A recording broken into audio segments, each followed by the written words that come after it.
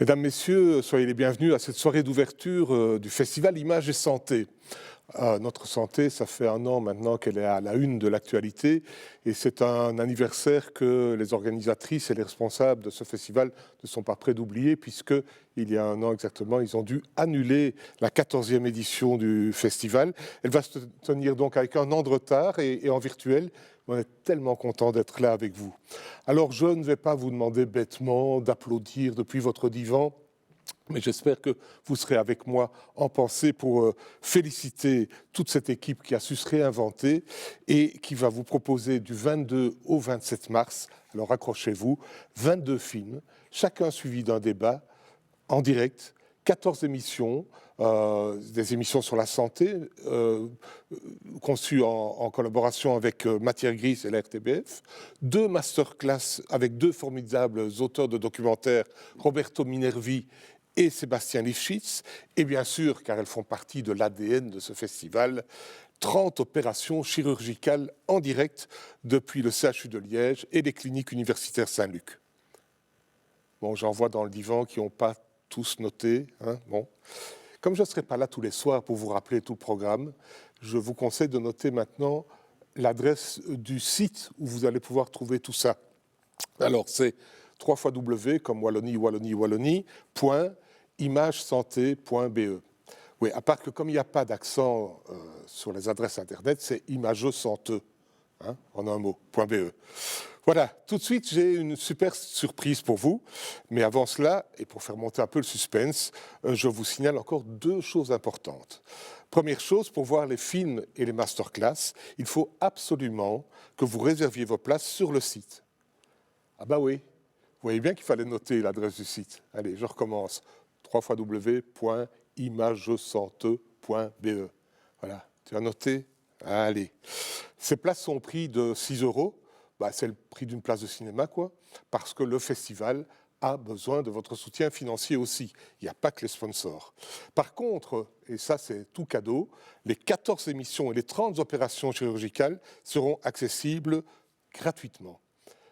Alors, 30 opérations en 6 jours, ça en fait 8 par jour. J'avais compté, ça en fait 8 par jour. Heureusement qu'on est en télétravail, hein. Alors, deuxième chose importante à savoir, pour combattre la froideur du numérique, dans lequel nous sommes plongés bien malgré nous, tous les débats et les masterclass sont équipés d'un chat, comme on dit aujourd'hui, qui vous permettra d'entrer en dialogue avec nos invités. Bon, ce soir, on n'a pas mis de chat parce qu'on vous connaît, vous seriez déjà tous en train de taper « Philippe, abrège, on veut la surprise ». Bien, même sans chat, je vais vous prouver que je peux être interactif, car la surprise, la voilà, mesdames, messieurs, Philippe et David Murgia. Alors David va nous donner un texte de... Ascanio Celestini. Ah, quelle surprise! Quelle surprise. C'est la goutte. Un homme est assis dans une chambre. Il regarde le robinet qui goutte. L'homme pense que c'est une goutte, c'est juste une goutte. Quelqu'un devra régler le problème de la goutte. Je pourrais me lever, moi, bien sûr, et aller personnellement fermer le robinet, mais je ne peux pas tout faire. Et puis moi, je suis un démocrate et je pense qu'on élit des représentants politiques pour qu'ils s'occupent des problèmes importants, si ceux-ci deviennent des problèmes importants, comme potentiellement le problème de la goutte. Moi, je ne suis pas un citoyen qui fait des assemblées, qui participe à des mouvements, qui critique la construction d'un supermarché, qui voudrait y construire des cabanes à la place, la construction d'une base militaire. Non, moi, je suis un démocrate et je pense que nos responsables politiques s'occupent des problèmes importants au moment les plus importants et qu'ils feront les choix les plus judicieux. Et pendant ce temps, les gouttes tombent, l'une après l'autre. L'homme regarde le robinet qui goutte. Et il dit, le gouvernement devrait s'occuper du problème de la goutte. Par exemple, si j'étais un homme politique, qu'est-ce que je ferais? Si j'étais un homme de droite dirait, nous allons souder un bouchon de fer sur le robinet et l'eau cessera de couler. Et c'est juste, c'est vrai que c'est une solution efficace. Sauf que moi, si j'ai envie de me laver les mains, comment est-ce que je fais? L'homme de droite dirait, attention, d'abord on s'occupe du problème de la goutte, et quand arrivera le problème lavage de main, on s'occupera du problème lavage de main. Un problème à la fois, dirait l'homme de droite, c'est juste. Mais la solution de la droite ne me convainc pas. Ou la vision de la droite, je ne sais pas exactement, je ne veux pas rentrer dans le débat. Qu'est-ce que dirait un homme de gauche? Un homme de gauche dirait, non, un homme de gauche n'est jamais tout seul. Les hommes de gauche sont toujours 2, celui de la gauche modérée et celui de la gauche radicale. Je recommence.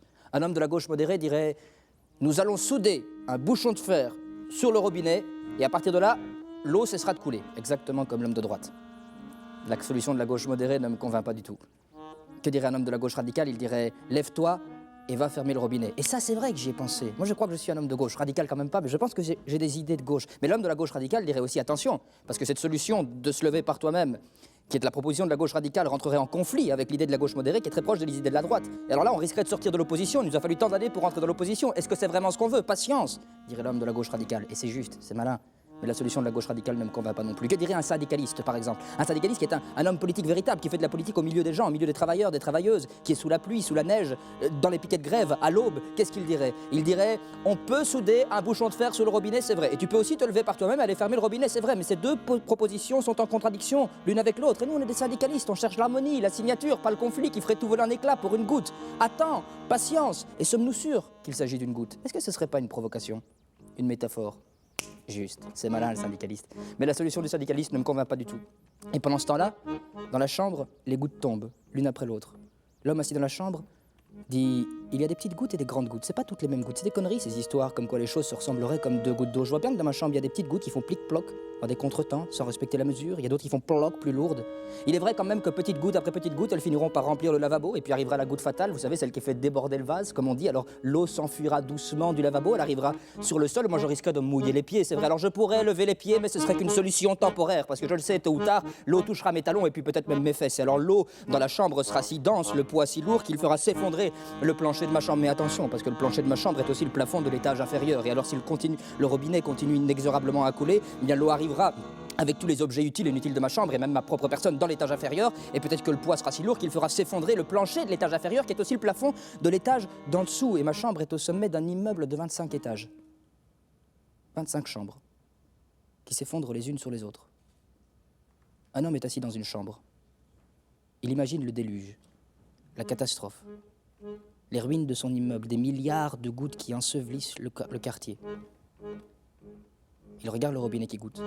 Il se retourne vers le mur, il ferme les yeux, il cesse de penser à la goutte, il se dit non, c'est pas possible, c'est pas possible.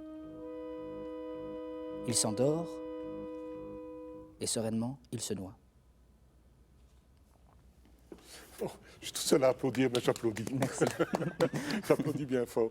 Merci Philippe pour l'accompagnement musical. David, je vais te proposer de t'asseoir. Non, là. Ça c'est mon fauteuil. Pardon, excuse-moi. Non, mais il ne faut pas tout de suite. Hein, la gauche radicale, c'est mon fauteuil. Et on va recevoir Julien Compère. Est-ce qu'il est là, Julien? Oui. Ben voilà. Alors, Julien. Philippe. Je ne vais pas te faire l'insulte de te présenter, David Murgia. Non. Comédien bien connu au cinéma. Moi, je me souviens de ton arrivée au cinéma avec La Tête, la première d'Amélie Van Elbe, et puis plus récemment, Les Premiers et les Derniers de Bouli. Mais c'est surtout, évidemment, au théâtre que tu as fait exploser les planches avec les monologues comme celui dont tu viens nous faire cadeau et qui est le bienvenu. Alors, Julien, je te présente, c'est le grand patron du CHU de Liège. Donc, c'est quelqu'un de très important pour notre survie pour l'instant, qui d'ailleurs essaie de survivre lui-même. Tout à fait, c'est assez juste. Au sein de cette crise qui n'en finit pas. Alors, j'avais envie de vous réunir tous les deux. Enfin, l'idée n'est pas de moi, elle vient des organisatrices du festival, parce qu'on a un peu rapidement l'habitude, en tout cas dans les médias, d'opposer le secteur de la culture et le secteur de la santé, comme si les gens de culture étaient des irresponsables qui ne songent qu'à construire des clusters, alors que les gens de la santé sont débordés. Or, si on réfléchit un peu quand même, santé et culture, c'est deux services aux citoyens qui veillent sur le bien-être des citoyens.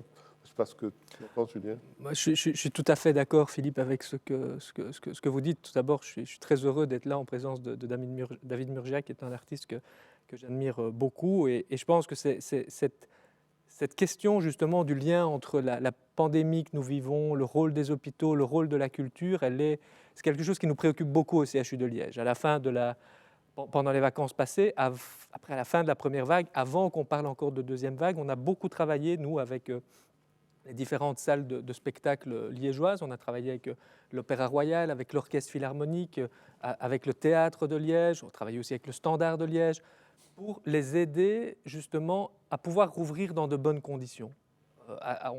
on a élaboré des protocoles, on a testé les artistes, on a défini des jauges du nombre de personnes qui étaient admissibles par salle, parce que, c'est notre rôle, nous aussi, de prévention à la santé, et puis on a un hôpital dans la cité, un hôpital citoyen, un hôpital public, et qui a justement ce rôle à jouer aussi de se dire, voilà, est-ce qu'on va vivre tout le temps avec le virus? Certainement, on doit apprendre à vivre avec le virus d'une manière ou d'une autre, et on ne peut pas se passer de culture pendant une période aussi longue. Et le dernier exemple en date, vendredi, nous inaugurions la verrière du CHU qui a été restaurée, qui est un patrimoine, je vais dire, wallon exceptionnel de Charles Van Nenove. Ben, nous avons voulu, à ce moment-là aussi, faire venir des élèves du conservatoire, section musique, pour qu'ils donnent un concert. Alors, on n'a pas mis des chaises pour ne pas que les gens s'arrêtent, mais au moins, parce que je pense que c'est le lien entre la culture et la santé, il ne faut surtout pas les opposer, loin de là. La culture participe à la santé mentale aussi de nos concitoyens, nos bien-être, et c'est notre rôle, nous aussi, en tant qu'hôpital, de pouvoir, si on peut, donner les outils à la culture pour redémarrer dans les meilleures conditions. Vous parliez des chaises que vous n'avez pas mises dans le hall. Je précise tout de suite, parce que je sais qu'on va nous chercher Noise. Quel que soit l'effet à la caméra, je peux vous dire qu'on est bien écartés les uns des autres. Et si on ne porte pas le masque, c'est parce qu'on parle tous dans la même direction, que ce soit au niveau du sens, mais aussi au niveau physique. Ça vous touche, David, d'entendre le patron d'un hôpital parler ainsi de la culture? Bah oui, c'est raisonnable, je trouve, d'imaginer que la culture n'est pas un secteur plein de gens inconséquents qui diraient rien n'existe, il faut absolument en finir avec cette mise à l'arrêt de la culture. Je pense que même, en fait, à vrai dire, moi j'ai joué des spectacles en octobre, juste avant qu'on ferme les toutes dernières représentations, et je vous assure que les protocoles étaient d'une rigueur, avec changement de masque, avec 15 minutes après, il y avait même une tristesse à ça évidemment, mais 15 minutes après le spectacle, plus personne n'était dans le théâtre, tout le monde était déjà parti. Et donc c'est vrai que ça nous pousse à nous poser la question, tiens, qu'est-ce que cette société, qu'est-ce que cette logique de gestion de crise voudrait nous faire accepter comme fatalité, comme évidence, qu'on pourrait se passer de la culture. Or, pour moi, en effet, s'il y a quelque chose que cette crise a prouvé, que ce virus est venu nous poser comme question, c'est qu'est-ce qu'on a comme bien commun, qu'est-ce qu'on a comme service public, qu'est-ce qu'on a qui est fort et qui nous appartient à tous et qu'il nous faut absolument maintenir dans les conditions les plus difficiles. Et donc, en effet, à chaque fois que réapparaît une vague, j'ai l'impression que la culture, comme l'hôpital, est de plus en plus indispensable, notamment pour formuler des histoires et aussi parce que, tout à fait conscient qu'il est dangereux d'entretenir des liens trop proches, tout à fait conscient de ça, il me semble néanmoins indispensable que les corps se déplacent dans des espaces, puissent réfléchir ensemble dans des conditions sécurisées. Et il me semble qu'on y a travaillé largement à ces conditions. Moi, j'ai un peu le sentiment que dans la partie un peu de football panique du début de l'épidémie, les gouvernants et les nombreux experts qui se sont manifestés ont créé une sorte d'échelle des essentiels qui justement a créé cette distance, parce que la santé est évidemment un, tout le monde est bien d'accord là-dessus, mais le fait que l'économie soit en deux, loin devant l'école, on est en train de le vivre là pour l'instant, et puis qu'après ça, il y a un gros sac avec les non-essentiels dans lesquels, la plupart du temps, on ne cite même pas la culture. Enfin, est-ce que ça, c'est pas la base du problème? Moi, je trouve qu'en effet, enfin, ce qui est blessant en fait sur le long terme et qui va causer une blessure durable, je le crains, c'est qu'en effet la culture, de temps en temps on cite l'événementiel, on considère la culture comme le produit marchandise, quoi. Quand on pourra reconsommer ce petit billet du Kinépolis, alors là on pourra enfin voir quand on ouvre les salles. Or la culture, d'abord c'est un sac avec plein de choses qui va de l'éducation permanente au socio-culturel, c'est vraiment d'une diversité incroyable. Et considérer qu'on puisse l'empêcher de fonctionner en tant que service public aussi longtemps, ça crée évidemment un malaise sur l'idée même de culture, en fait, plus que sur... ces protocoles, on nous dit qu'ils sont prêts, ils sont en travail depuis un an, mais c'est l'idée même de culture, l'action culturelle, la vitalité culturelle, en fait, qui pose question dans une logique où on a, en effet, l'économie, c'est pas un problème, qu'on s'intéresse à sauvegarder l'économie, c'est même ultra important, mais aussi on s'intéresse à une certaine économie. Et les choix qui sont faits, je veux dire, moi, je travaillais dans un théâtre au Théâtre National, j'ai dû annuler toutes mes représentations, je suis tout seul dans une salle de 800 places, à 40 pas de là, c'est la rue Neuve, Mediamarkt est rempli, et c'est des bousculades autorisées où la propagation du virus est tolérée dans des endroits où elle est devenue tout à fait inacceptable, ceux de la culture. On parle aussi de l'impact de cette absence de culture sur la santé mentale. Est-ce que ça se ressent au CHU de Liège? Oui, je voudrais revenir tout d'abord, Philippe, si vous le permettez, sur un élément. Je pense qu'il y a eu un problème sémantique terrible. on a parlé de ce qui était essentiel, de ce qui était non essentiel. C'est terrible parce que même dans les commerçants, on a segmenté en travers les essentiels et les non essentiels. Et on a vu les conséquences que ça pouvait avoir. Donc je pense que cette sémantique-là, elle était déjà en soi blessante pour toute une série de personnes. Alors oui, effectivement, on voit aujourd'hui les impacts sur la santé mentale que le confinement peut avoir, que ce soit sur les adolescents, que ce soit sur les jeunes adultes aussi qui sont privés d'école, que ce soit aussi sur toutes ces personnes qui justement n'ont plus accès à une certaine forme de divertissement, quel qu'il soit, que ce soit, je rappelle que les enfants de plus de 13 ans n'ont pour certains plus de sport non plus. Donc, je veux dire, tout ça, ça joue sur la santé mentale de nos concitoyens et je pense qu'aujourd'hui, la jauge, ça a toujours été de se dire que faisons-nous pour que les hôpitaux ne soient pas débordés. Je pense que cette jauge, elle doit rester celle-là. C'est la seule. Et pour le reste, comment reprenons-nous la vie la plus normale possible dans des conditions qui permettent à chacun de vivre et chacun, c'est aussi permettre à chacun d'exercer son métier. Et je pense que pour ça, c'est évidemment essentiel qu'on puisse redémarrer rapidement, avoir des perspectives. Dans quelles conditions allons-nous le faire aussi ? Je pense que David Murgia le disait au Théâtre National, une personne, et on pourrait simplement dire, ben voilà, on diminue le nombre de personnes qui peuvent jouer dans le théâtre, mais au moins qu'il y ait des perspectives. Et je pense qu'aujourd'hui, ce dont tous nos concitoyens ont besoin, c'est de ça. Messieurs, je vous remercie pour cet échange trop bref, évidemment, mais bon, on a des impératifs, hein. On a plein de gens qui nous regardent là. Ils ne sont pas dans la salle, mais ils sont de l'autre côté de l'écran.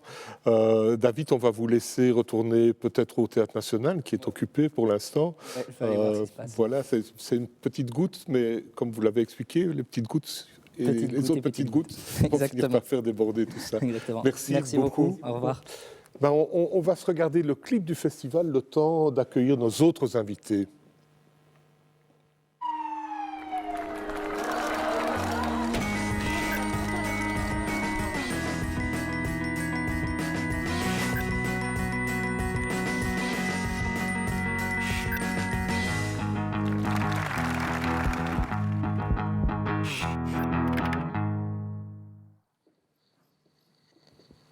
Voilà, magie du cinéma, même s'il est virtuel.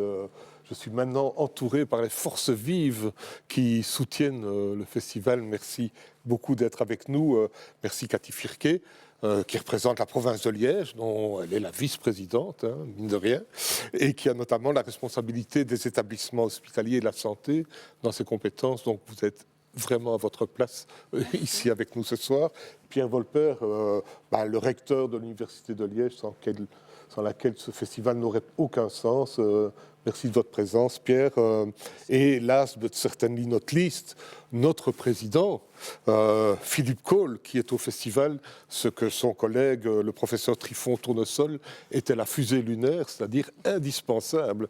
Alors, c'est à vous, Président, que je vais céder la parole en tout premier lieu, pour nous dire comment vous voyez la place du festival Images et Santé dans le contexte très particulier aujourd'hui qui nous a amenés à passer en virtuel. Merci d'abord pour ton accueil, Philippe. Je pense que la crise sanitaire actuelle nous montre à quel point la santé est un bien précieux, à quel point nous devons tout faire pour la conserver, pour aider les personnes qui souffrent. Et l'objectif du festival, c'est quoi ? C'est de montrer, d'expliquer, d'intéresser, de dédramatiser au travers de films, au travers d'émissions qui portent sur la santé, au travers de retransmissions en direct d'interventions chirurgicales. Donc je pense qu'en 2020-2021 et au-delà, le festival Images et Santé a tout son sens. Je le pense aussi. Déjà, par rapport au petit débat qu'on a eu avec David Murgia, c'est vrai qu'ici se rencontrent la culture et la santé. C'est un lieu unique pour ça et on en est tellement fiers. Cathy Firquet, c'est sur vous que ça tombe. La province de Liège a mené à votre initiative, je pense d'ailleurs, une grande campagne de sensibilisation sur l'endométriose. Cette campagne va se clôturer ce mercredi 24 mars à 20h par une des émissions produites justement par Images et Santé, en partenariat avec Matière Grise. Quel premier bilan tirez-vous de cette campagne et est-ce qu'il y en aura d'autres ? Il y en aura d'autres, oui, parce que notre niveau de pouvoir, donc le niveau de pouvoir provincial, a dans ses missions, dans le découpage institutionnel belge, l'information, la prévention, l'éducation à la santé, la promotion. Et donc oui, il y en a déjà eu d'autres et il y en aura d'autres. Le but, et l'endométriose est vraiment un exemple, c'est d'arriver à mettre un coup de projecteur sur des maladies qui reste méconnue du grand public. Et ici, sur l'endométriose, c'est une maladie qui touche une femme sur 10 en âge de procréer. Ça représente 25 000 femmes sur le territoire de la province de Liège. Et bien souvent, trop souvent, les femmes qui en souffrent ne le savent pas. Et donc, notre niveau de pouvoir se donne comme mission dans ce cadre-là d'informer les femmes dans leur ensemble, l'entourage de ces personnes, mais aussi le corps médical, et donc faire en sorte que les médecins généralistes ou les gynécologues, quand ils ont comme patientes des femmes dont un des symptômes devrait les alerter par rapport à cette maladie, puissent l'être. Donc on a vraiment une communication sur 2 pans, le grand public, l'entourage des femmes, pour leur permettre de reconnaître les symptômes, de les alerter et faire en sorte qu'elles se tournent vers le corps médical, et puis les médecins généralistes et les gynécologues pour attirer leur attention par rapport aux symptômes spécifiques de cette maladie. Donc je suppose que vous êtes grande supporter, ou dit supportrice ? C'est selon. Bon, je demanderai à mes amis du Standard de ces émissions télévision en direct que produit pour la première fois le festival, puisqu'il y aura une émission consacrée à cette affection. Oui, tout à fait. C'est vraiment se reposer sur l'image pour faire en sorte d'avoir une communication grand public, une information, une sensibilisation. Donc on y adhère totalement. Mais dans le cadre de capsules que l'on mène dues au Covid pour nos conférences Jeudi Santé, elles sont en virtuel 100% aussi, comme le festival. Et ça marche vraiment bien. Donc on arrive à garder le lien avec ce public qui s'intéresse à sa santé. Et l'idée aussi, en filigrane de toutes les actions qu'on mène au niveau de la province, c'est bien de rendre chaque citoyen acteur de sa santé. Bon, donc on se donne rendez-vous pour cette émission mercredi 24 à 20h, si vous allez voir sur le site, vous connaissez le truc maintenant. Alors monsieur le recteur, vous aussi vous allez avoir droit à une émission spécifique, en tout cas qui va beaucoup intéresser vos étudiants, je pense, c'est aussi mercredi mais à 10h du matin, quand les étudiants s'éveillent, une émission consacrée à l'impact du numérique sur la santé mentale. Parce que, comme tous les étudiants du pays, je suppose que les étudiants de Liège ont eu beaucoup à travailler à distance. Alors, comment vous préparez le retour en présentiel qu'on souhaite tous dans les universités ? On prépare bien sûr le retour en présentiel, mais la difficulté actuelle, c'est de gérer les situations hybrides, où il y a un peu de présentiel. On est à 20% de présence possible sur nos campus, tant que ce n'est pas remis en cause, parce que l'évolution de l'épidémie est un peu inquiétante à l'heure actuelle. Et donc ces situations sont assez complexes. Par exemple, simplement d'un point de vue pratique, on ne peut pas avoir 2 heures de présentiel suivi de 2 heures de distanciel, parce qu'on est en présence, on n'est pas à distance. Donc on n'est pas bien équipé pour suivre le cours à distance. En fait, je pense que ceci a aussi été une opportunité pour l'évolution de nos formations, de voir comment on pouvait utiliser des outils numériques pour la formation et savoir aussi quelles sont leurs limites. Donc je pense qu'on va aller à l'avenir vers un enseignement, il y aura toujours du numérique, il y aura beaucoup de présentiel, parce que n'oublions pas que l'enseignement, c'est avant tout quelque chose de social. Bon, quand on apprend beaucoup mieux dans un groupe que seul. Et c'est ça qui manque terriblement à l'heure actuelle pour nos étudiants. Est-ce que vous craignez même d'avoir une certaine dégradation de la santé mentale chez certains étudiants ? Il y en a certainement chez certains étudiants. On espère que ça ne sera pas trop généralisé, mais enfin, c'est dans toute la population qu'on voit ça. Donc forcément, nos étudiants ne sont pas immunisés. Alors certains ont des circonstances plus faciles que d'autres pour s'adapter à la situation, mais ce qui leur manque terriblement, c'est les contacts, forcément, comme tout le monde. Ouais. Et être dans sa chambre, derrière son écran ou devant ses livres toute la journée, on le supporte en période de bloc. C'est ce qu'on fait quand on prépare ses examens, mais ça dure quelques semaines. Et même quand on a des examens en période normale, on vient passer l'examen, on rencontre d'autres personnes, on parle après, on va boire un verre après l'examen pour un peu se détendre. Si, ça n'existe plus. La vie est dure quand même pour les étudiants. Alors, Julien, je reviens à vous. J'allais dire, chers collègues, parce que j'ai appris que vous participiez carrément à une émission dans le cycle des émissions Images et Santé, l'émission qui passe le mardi 23 à 20h, consacrée à l'alimentation et ses enjeux de santé publique. Alors justement, comme disait Pierre Volper, les restos sont fermés. J'ai envie de poser la question, on mange bien au CHU?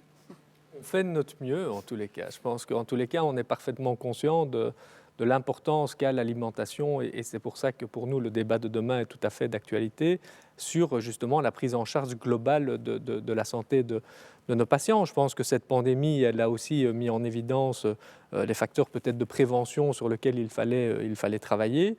Et je pense que l'alimentation, il est non seulement un élément curatif, mais il est aussi surtout un élément préventif. Donc ça, je pense que c'est vraiment un point qui nous importe aussi de manière extrêmement importante.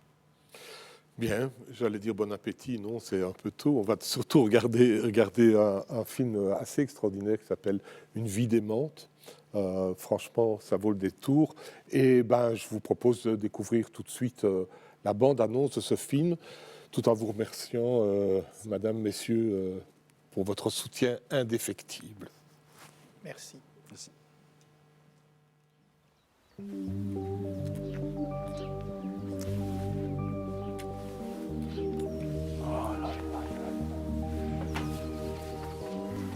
C'est bien de faire l'exercice. Oh maman. Pour faire un enfant, faut faire l'exercice. Mais non, mais tu dois tout commenter comme ça?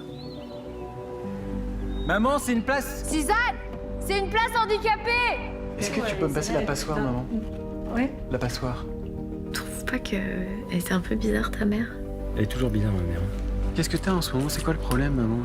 Chaque fois que je suis inquiète, j'étais allée foutre le nez dans tes affaires. Elle est déclarée en retraite de toute activité depuis 2 ans. Mais qui a fait ça? C'est fort. Mais c'est vous, c'est madame qui a fait ça. C'est madame.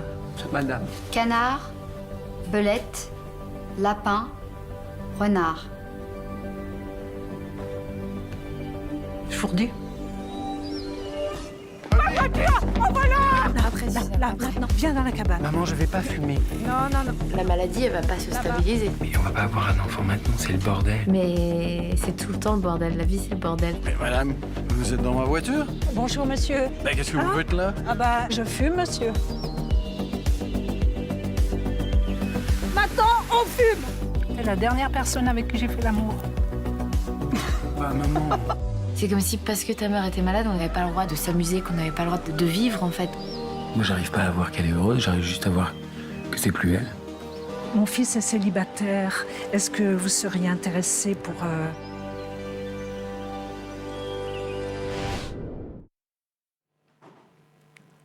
Alors, ça reprend et nous allons accueillir maintenant l'équipe du film dont on vient de voir la bande-annonce. Je pense qu'ils ne doivent pas être très loin.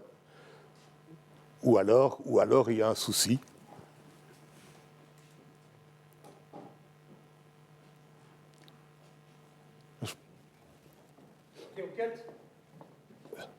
On va reprendre. Ils sont derrière, on va reprendre dessus. Ok.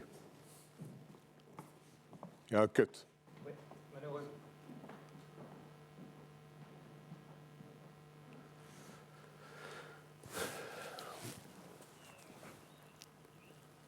Ouais, mais alors, quand ils sont déjà assis, peut-être, hein, c'est...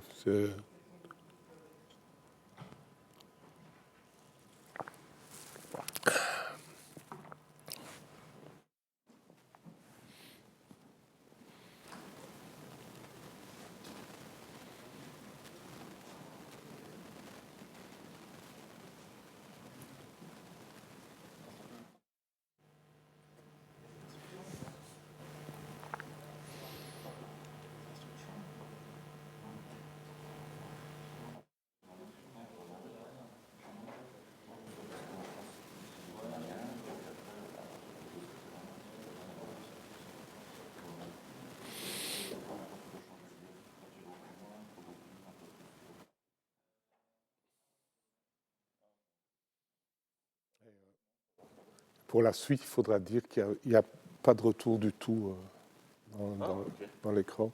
Depuis le début. Hein.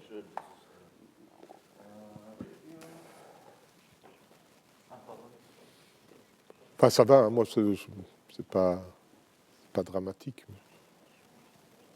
Ben oui, absolument, ouais.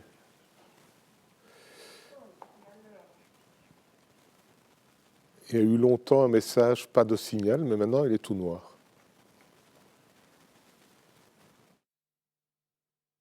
Ils sont partis, vous, les amis.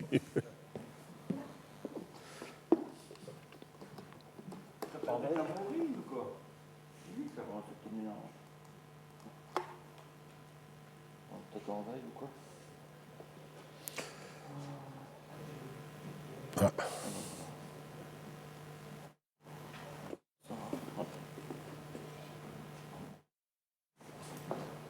va pouvoir reprendre.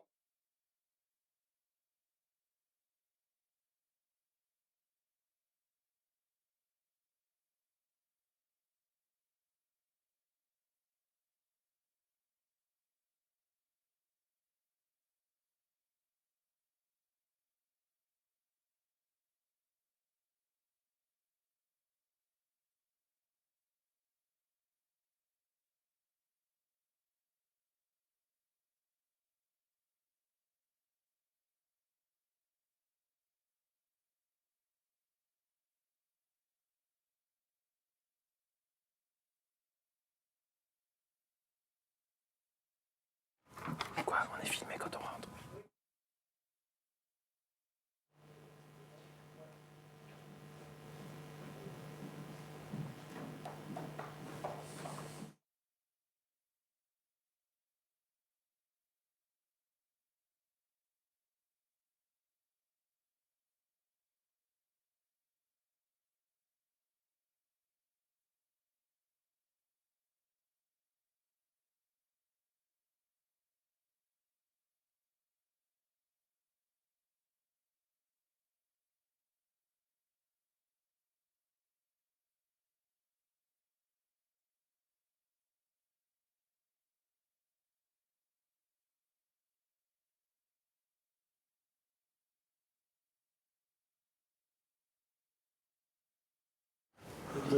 Cet ordre-là.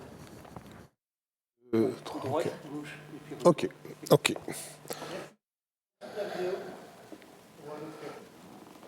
Vous allez voir, c'est la bande-annonce du film, elle est très bien.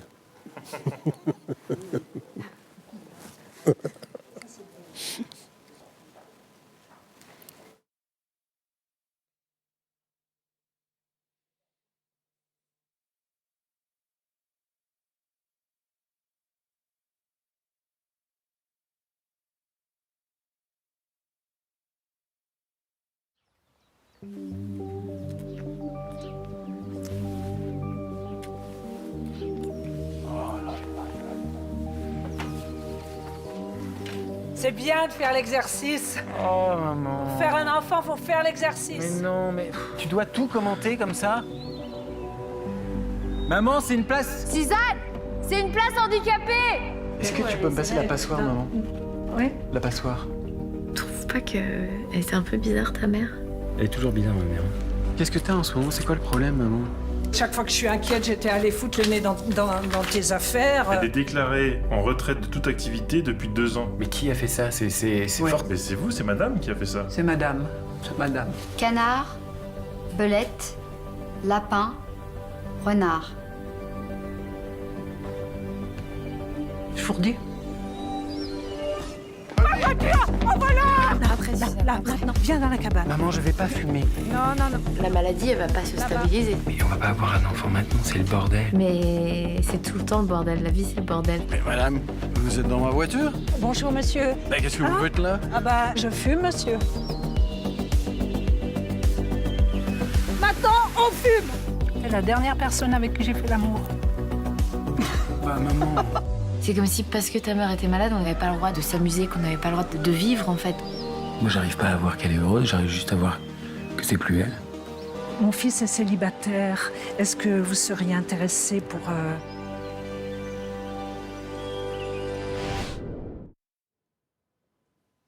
Et voilà, ça donne envie de voir le film. Hein. Bon, patience, on va le voir tout de suite. Ça, c'est ce qui est bien avec cette séance, c'est qu'on ne doit pas attendre des semaines. Alors, ben voilà, j'ai la chance d'avoir déjà autour de moi une grande partie de l'équipe. On aura encore une personne en plus tout à l'heure. On aura la productrice après la projection. Les producteurs, ils sont comme ça, ils viennent après la projection en général. Anne Sirot, vous êtes la co-réalisatrice de ce film. Je suis co-réalisatrice parce que vous vous y êtes mis à 2 en fait pour faire cette magnifique vie d'aimante. C'est parce que vous saviez que vous seriez projeté à Liège, dans la ville d'Ardennes, que vous avez décidé d'être 2 pour réaliser. En tout cas, l'exercice de réaliser à deux, c'est un... Enfin, moi, c'est un exercice qui me plaît, c'est pour ça qu'on choisit de travailler ainsi, mais c'est sûr que les Dardennes, c'est une inspiration, parce qu'on est quand même un petit mini-public déjà devant le film, et que du coup, cette dynamique de travail, d'être tout le temps, en fait, deux à jauger, à mesurer, à sentir, à prendre les décisions artistiques, c'est une dynamique particulière. Vous avez des rôles particuliers ou bien vous vous interchangez? Il y a quelqu'un qui est plutôt à la caméra, quelqu'un qui est plutôt avec les comédiens? Non, on fait un peu tout, tous les deux, on fait un peu tout au niveau de l'écriture, sur le plateau, on gère les comédiens ensemble, de deux voix différentes d'ailleurs, hein, mais on fait un peu tout, on n'a pas de fonction répartie en tout cas. Bon, mais j'ai la chance d'avoir une comédienne, et quelle comédienne, avec moi. C'est pas trop compliqué d'avoir deux réals? Au départ, on se dit, oulala, un couple, quoi. Mais pas du tout. Pas du tout, parce que oui, enfin, tout a circulé. C'était miraculeux un petit peu sur ce tournage. Donc, non, pas du tout. En plus, au bout d'un moment, on se dit, il y en a un qui nous parle plutôt de ça, qui est plus... Eh bien non, c'était... Voilà. Bon, Joe, je vais vous faire une petite déclaration. Je suis ravi que vous soyez là. Parce qu'on vous voit, on vous admire au théâtre, évidemment, mais on ne vous voit pas assez au cinéma. Pas assez, on ne verra pas très longtemps non plus, parce que, enfin, j'ai une espérance de vie un peu limitée, pas à cause du Covid, mais bon, je suis contente d'être là. Je suis contente d'être là. Attendez de voir, parce que quand les réalisateurs de ce pays vont voir comment vous crevez l'écran dans ce film, votre téléphone va sonner tout le temps, ça va être terrible. Il y a des fois des choses... je ne sais pas, il y a un truc qui... Parce que moi, je n'ai pas fait beaucoup de cinoche, mais il y a un truc qui tient... le miracle, j'y crois pas. C'est tout. Mais là, il y avait quelque chose de particulier dans le fait qu'on travaille avant, qu'on répète. Donc, il y a aussi des choses... voilà, une plante ne pousse pas sur n'importe quel terrain, quoi. Mais au-delà de l'aspect cinématographique, vous avez une préparation spéciale pour aborder ce rôle, donc le rôle de quelqu'un qui perd peu à peu la tête? Non, il y avait effectivement la présence en arrière-fond d'une parente des réalisateurs, donc il y a quelque chose de très concret, de très concret, de très sensible. Donc, et ça, c'était formidable parce qu'ils m'ont transmis des choses. Et puis, voilà, puis toujours un certain décalage. Nous ne sommes pas dans le tragique de la situation. Non. Donc, leur vision fait que moi, je pouvais aussi me dire, je n'ai pas besoin de me plonger dans cette maladie, quoi, ou Alors j'ai eu aussi une bande-son de la personne qui est malade, qui m'a donné plein d'indications sur le rythme, l'énergie et tout ça, dont je me suis un petit peu inspirée.